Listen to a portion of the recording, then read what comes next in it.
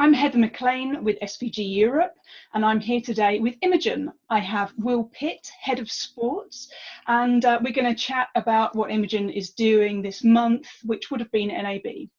Okay, so tell me about your new monetisation tool, Will.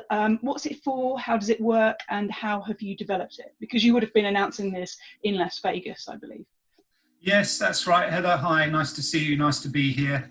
Slightly strange circumstances, but there we go. To be clear about what we would have launched at NAB, it's an enhancement to the monetisation tool that already exists in Imagen.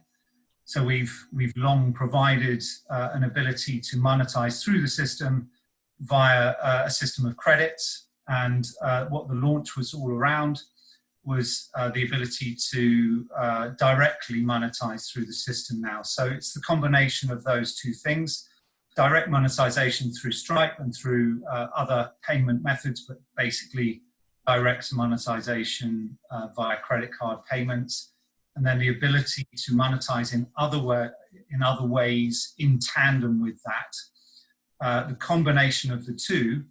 And then what goes with that, and I suppose that's directly relevant to the sports market, is the ability then to regionalize that monetization as well. So as we'll be familiar with the sports industry, you will have a different pricing structure depending on the region that you're operating in. And what Imagen is able to offer the market now is the ability to differentiate between those regions and therefore those different pricing structures. So that was what that part of the launch was going to be at NAB. So that's all in place now and ready to go. Great. Okay. And then how useful is this tool going to be, in the times we're currently living in for sports broadcasters? Well, there's probably a pre-COVID answer to that question and a post-COVID answer to that question. But if we just look at the sports industry in general and how it monetizes, there is a complementary piece that goes with the live output of content. And so the ability to monetize complementary content for live outputs, such as if you've got a race or a match going on and you want to be able to offer your rights holders, for example, the ability to make the very best program that they are able to make via complementary content that would go with the live event itself. So talent interviews, highlight shots from what took place this time last year or this time last week or whatever. But then the wider ability for the rest of the market as well, for content owners to be able to monetize their output in conjunction with the main source of revenue that they have via normal live rights sales and that sort of thing. So the options there are many and varied, and it speaks directly to the need to make the most of the content that you've got for the sports market.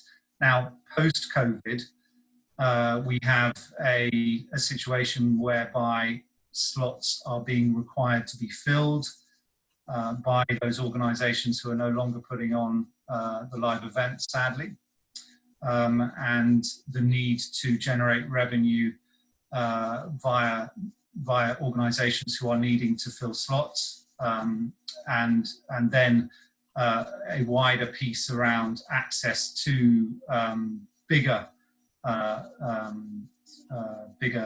archives or bigger repositories of content.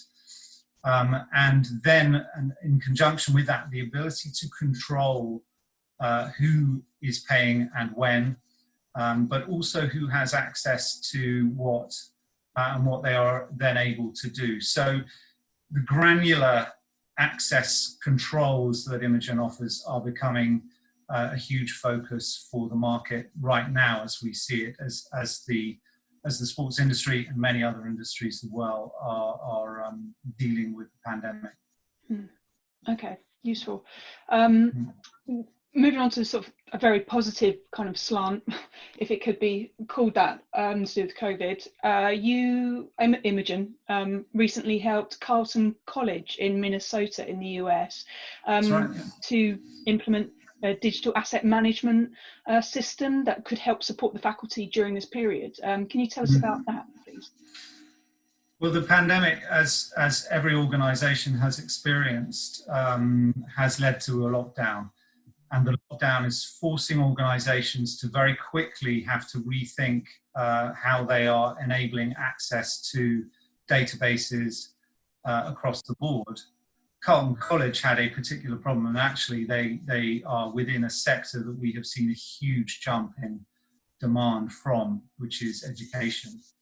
And the education sector are needing to provide content to the faculty in two strands. Firstly, to the most important audience in their case, which is their students. So they have to keep teaching them, they have to keep providing them with the tools in order to be able to learn and progress.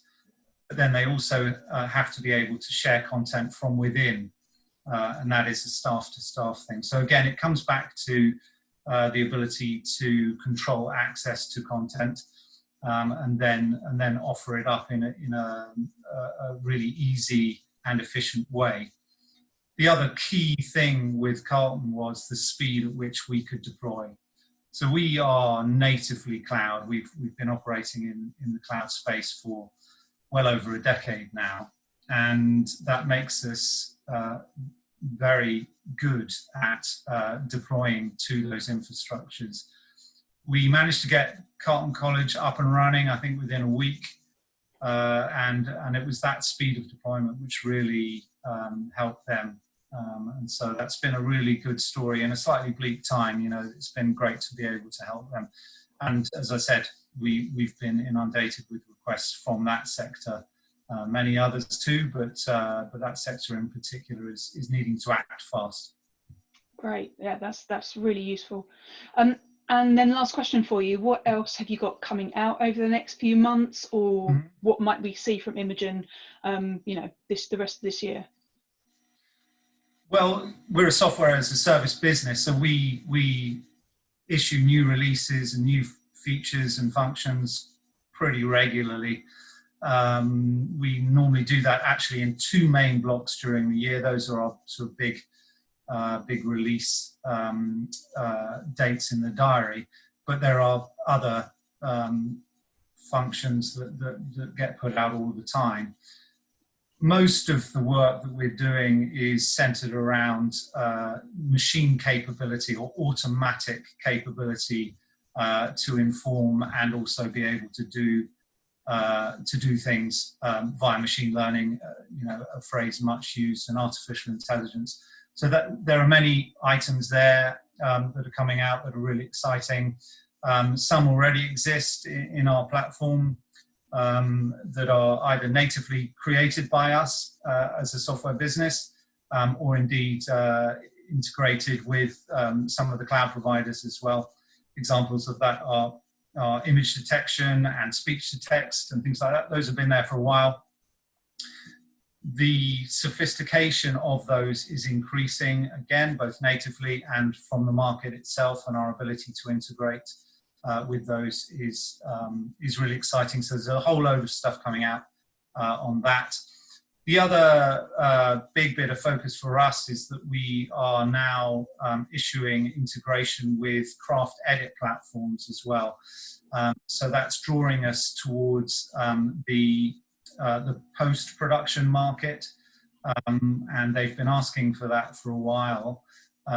It's a complex piece of work, but that's going to be coming out fairly soon as well. So an awful lot going on.